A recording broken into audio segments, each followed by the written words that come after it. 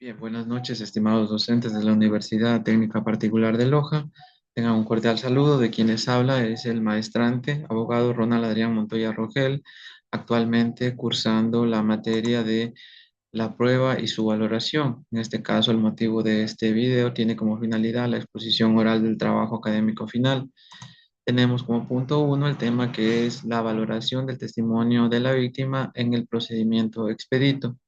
Tenemos como punto 2 un resumen en el cual hablamos que el procedimiento expedito ecuatoriano es frecuente en casos de violencia contra la mujer, violencia intrafamiliar, contravenciones y delitos que requieren una respuesta rápida. El testimonio de la víctima es un medio de prueba central.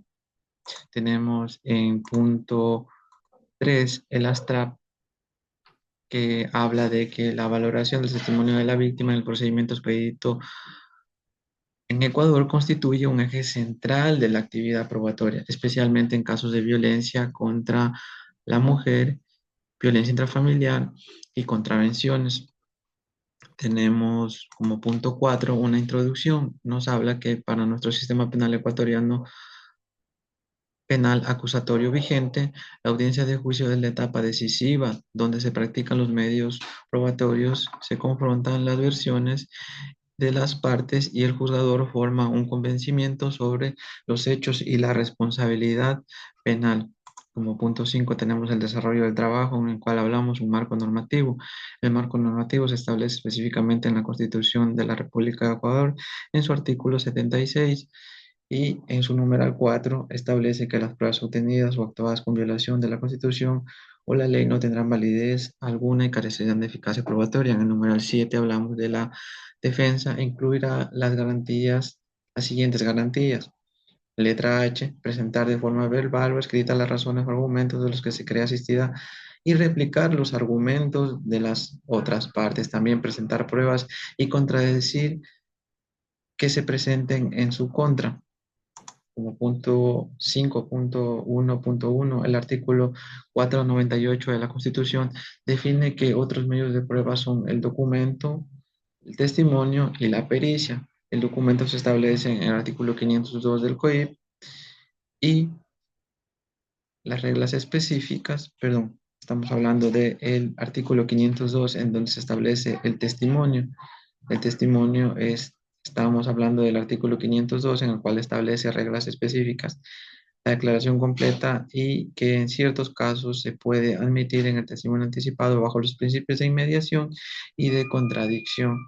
Sobre la prueba documental, hablamos que el COIP señala que las reglas no se obliguen al acusado a reconocer documentos, pero que se acepte su reconocimiento voluntario.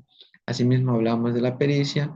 El COIP exige que los informes periciales tengan su prueba y una vez sustentados e incorporados a juicio. En este caso, no hay prueba pericial válida sin la sustentación directa o declaración directa del perito que lo haya realizado. 5.1.2.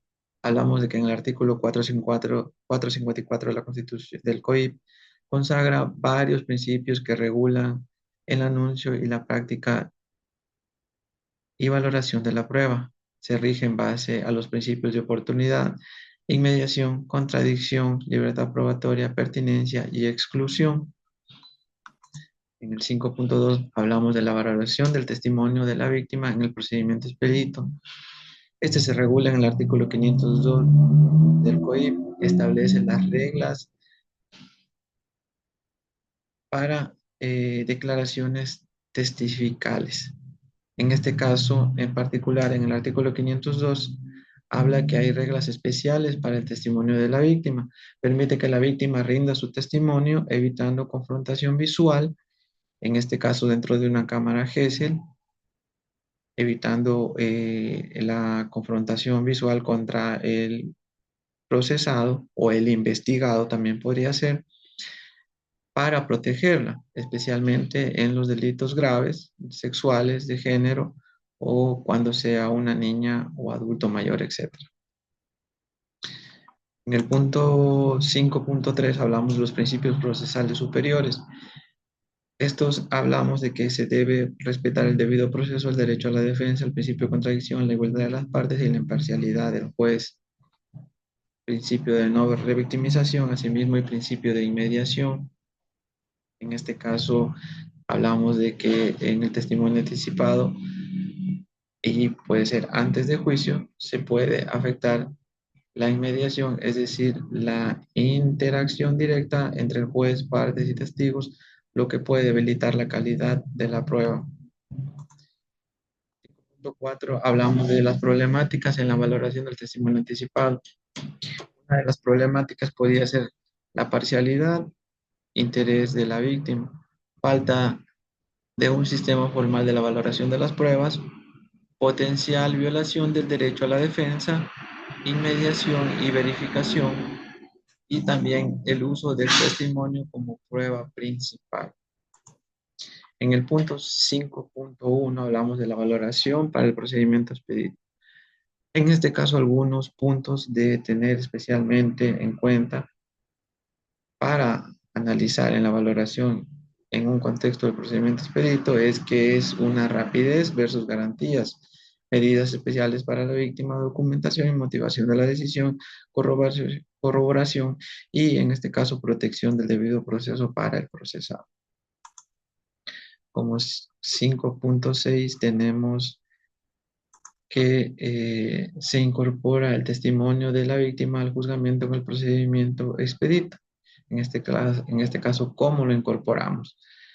En este caso, valga la redundancia, para incorporarlo es mediante la recepción del testimonio durante la etapa probatoria y puede ser en el procedimiento expedito, hablamos de que la víctima suele rendir su testimonio en primeras fases del proceso, ya sea en la audiencia de calificación de flagrancia y también cuando el caso es de violencia intrafamiliar o contravenciones.